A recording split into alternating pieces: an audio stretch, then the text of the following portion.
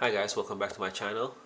As you can see, we are up 14% on my portfolio. But before I jump into that and show how that's been going, I did a little poll on my want to know how to start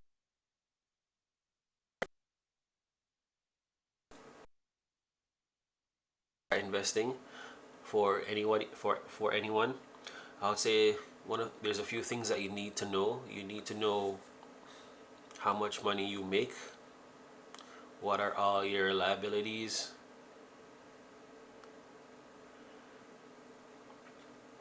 and those are the first two right off the bat that you need to know. So it'll be surprising that some people don't know how much money they make month over month and how consistent it is. But that's one thing that you need to know, like how much money do I make month to month from my paycheck. Another thing that you need to know is how much do you need to survive. Like, you should be able to break down into, if you get paid bi-weekly, like, so you need to know, like, say I get my paycheck this Friday, what are the things that I need to pay for and how much money will I have left. That's one thing that a lot of people don't know. They're like, I don't know, and those things will just come out of their account, and then they'll just end up with whatever's left over, and they'll be surprised. Like, so that's one thing that you need to know. And once you know these two things, then you'll be better able to see how much money you can really afford to invest or to put aside for saving or anything. That's why most people have a problem with budgeting, because with budgeting you have to know those two things as well: how much you make and how much of it is going to be leaving your account, going to pay bills to fund your life.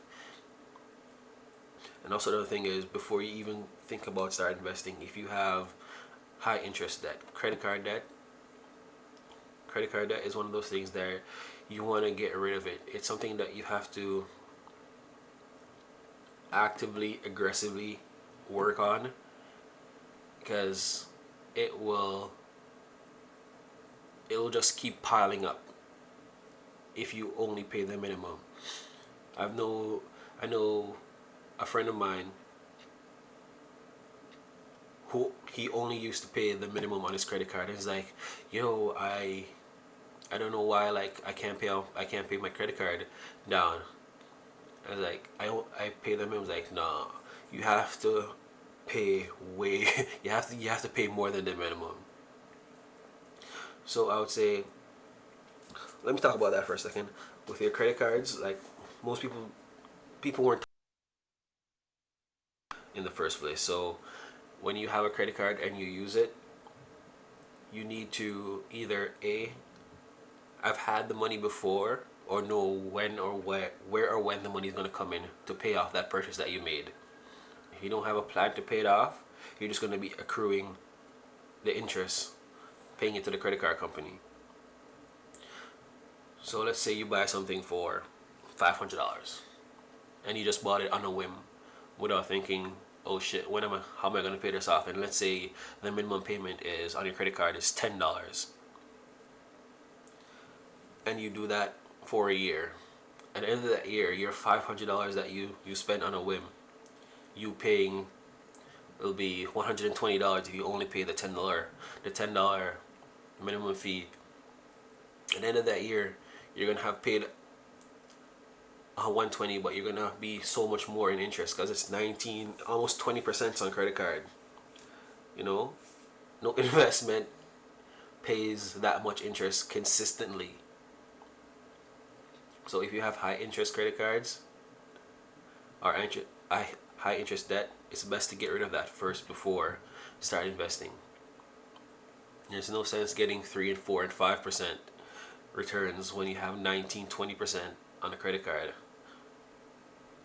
So for anybody who's looking to start investing, before you even open a brokerage account, before you even use my referral link and get $10 when you deposit money into your account, I would say the best thing to do is to take take a day, sit down, look at your statement and see where your money's coming from and where it's going, and then try to make a plan to get rid of your credit card debt. That's one thing that will you'll feel so much more freedom of this bill weighing over your head. And in Canada, where your credit, really,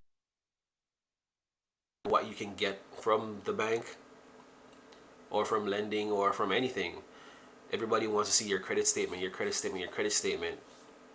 And maybe I'll do a video one day showing how I went from not having a credit card, nobody will be even willing to give me a credit card because I was new to Canada, to having a perfect credit score right now, and how being able to and how having that has helped me live my life better. So maybe I'll do a short video on that one day. If you guys are interested in that, smash that like button. So really helps me out here trying to do this YouTube thing. But if that's something that you guys are interested in, just let me know by hitting that like button or even commenting. And if it's something that you want to do on a personal thing where you don't want everybody seeing what you're talking about, you can always DM me on Instagram, same as here. The link will be also in my YouTube bio, Racks Riches on Instagram. Yeah, but that's one thing that you have to, those things you have to know. You have to know what your money is doing and how you spending this will affect something further on.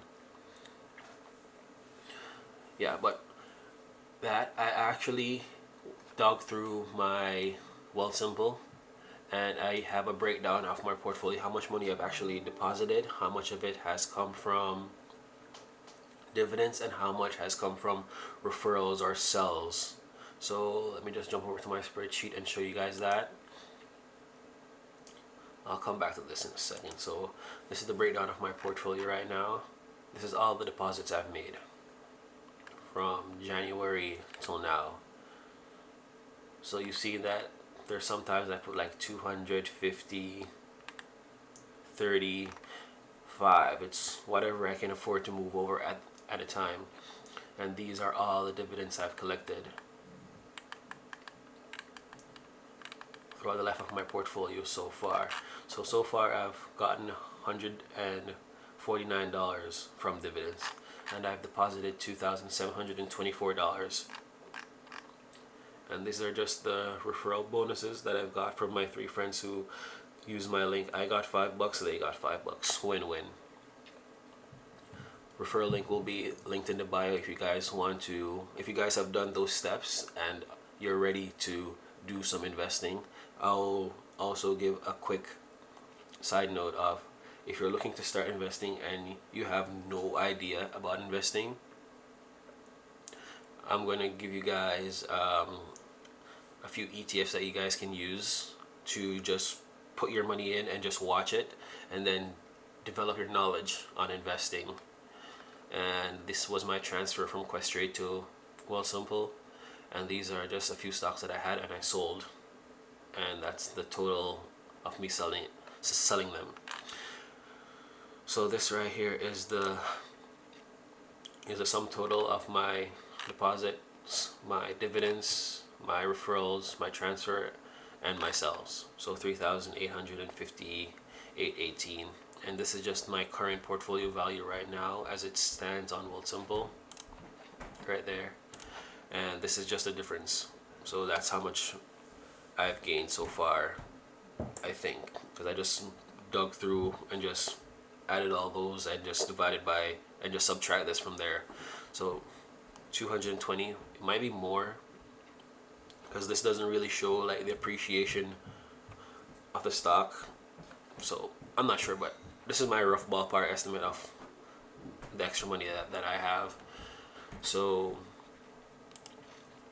yeah, so I'm gonna just go in here. I'm still only buying Pembina right now, So my Air Canada has gone up.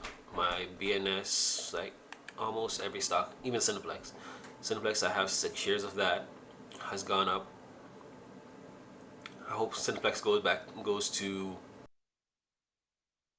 or Air Canada, but I wasn't sure on the company. I didn't know. I was I was just timid with that one. That one did not know what I want to do with that. So that's why this is so low. Should have gotten more. And this is something that people who invest.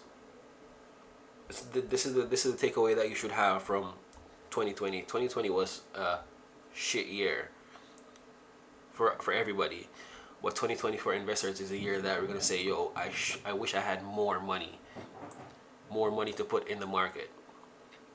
Because really and truly, if I had more money, I would have bought more Air Canada. But I did not have I didn't have wads of cash just sitting on. Each time I get paid or I have extra money or I see I have money just sitting in my account for too long, I just transferred some out. So,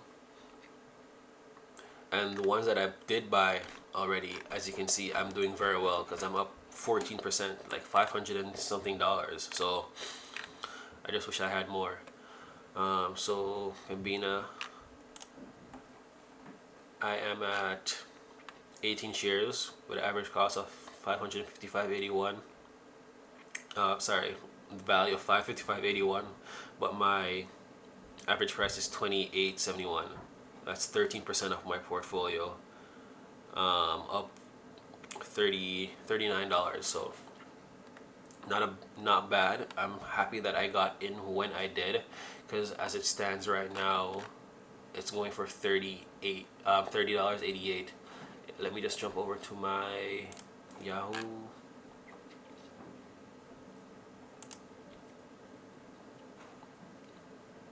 Yeah, so in the last 5 days, it went on Monday from 29 all the way up to 31. So it is a stock that is moving very well, and I'm just trying to catch it at all levels, so to keep my average price very low. And I think it will go more. If we go out to the 1 year where it was before, it was at $40-$50. So it has another to get. So I'm hoping that I can catch it before it goes even anywhere close to like $40-$50, and then just sit back, relax, and move on to a next stock. Because as it stands right now, to buy all my 25 shares, it'll cost me 700 and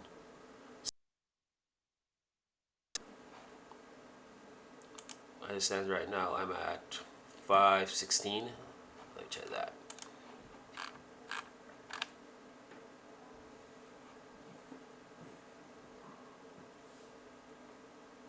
Yeah, so I'm just enjoying the ride, as you would say, with this one. I'm hoping to buy a few more shares when I get paid next time. But everything has been going pretty well, so can't complain in that regard. Yeah, so I made this. This is just my yearly thing that I made, but and broken down when each stock pays. So TD pays in January, April, July, so on. So this is how my portfolio is broken down. I put my monthly here. So I'm at 1272 right now as it stands, and that's every single month. 780 is what I'm expecting going into next year, because with the dividends, you have to buy them before their ex-dividend date for it to count, or else you have to wait until the next payment. So this is just my projection going into next year, how things are going to go, and I want to get up to at least 15 before the end of this year. So I have another month to gain another $3. So hopefully that all goes well and I'm able to buy some stocks to achieve that. But yeah, I want to say, guys, if you are really serious about making the switch from just working, saving your money, and spending your money, you have to take it seriously and sit down and see where where are places that you can make those changes so that you are able to put aside money and make the money work for you, not just putting in the bank. Because the money that you put in the bank, it's basically rotting money, you know. It's like digging a hole and putting your money in it, and then finding out 5 years down the road, you know, you withdraw your money, you want to buy something, and it's gone up this much. Because when you put money in your bank, the point, whatever, 0.2 or 0.3% that they're giving you, inflation is 3%. 3% of your money. You just think about that. If you put $1,000 in and you withdraw it next year, your money has lost 3%. Where if you had $1,000 and you put it into, let's say, segue to ETFs that you guys can look into buying. Let me go to my watch list real quick. If I could find it. There we go.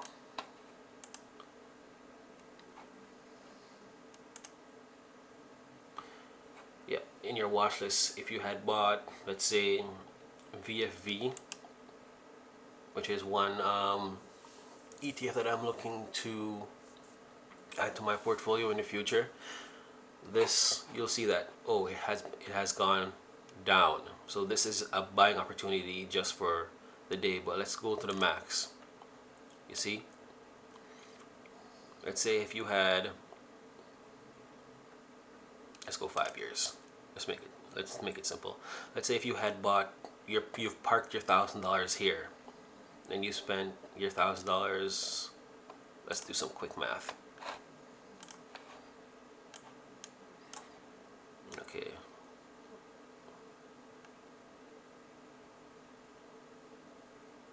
January 1st, and that was 52.64. So 1,000 divided by 52.64. You'd have gotten 18 shares. Let's do a quick round. Let's say you had a little bit more than 1,000. You got 19 shares of VFV at that point. So your 19 shares times the current price, which is 82.89. Your $1,000 would have netted you 1,574, not including the dividends that it pays on a, I think it's quarterly. Yeah, on a quarterly basis. So you'd have probably ended up with closer to $1,800, whatever year I picked. And as you can see, like it has gone up consistently, even when it's taking dips here, it goes back up. So this is why the rich stay rich, because they have money to put into these vehicles to make their money work for them, while most of us, we work for money. You know, we trade our time for money. And this whole investing thing that I'm doing is to try to gain my time, trying to get back some of that time. Maybe not now, maybe in the future my portfolio does well enough to afford me to pay a bill while still leaving my principal intact, just from the dividends that I collect, to pay a bill, to pay a phone bill, to buy a meal. You know, that's something that I did not have to work for. That's just the time that I spent already working for me. And this is why I love investing so much, and this is why I want people to see the bigger picture, as you say. But I could go on with this for forever, so I'm going to end the video here. If you guys have any questions, if you guys want to talk, you can hit me up in the comment section below, or you can hit me up on Instagram. It's Racks to Riches on Instagram as well. The link to that will be in my channel, my channel feed. So if you guys want, you guys can follow me there. But once again, guys, if you find this information at all helpful, please like it, share it, subscribe. Let's help each other out. I'm not trying to sell anybody anything. Who is very passionate about investing and want people to break away from the mundane. You know, just you work, you throw your money in the bank, then you realize you can't buy anything, you can't buy or afford anything, even though you've spent so much of your time, something that we can't get back. You know, so once again, guys, thank you guys so much for all the love and support that you've given me so far. And I hope you guys continue to find this educational and informative. And if you guys have any questions, once again, please let me know. Alright guys, peace.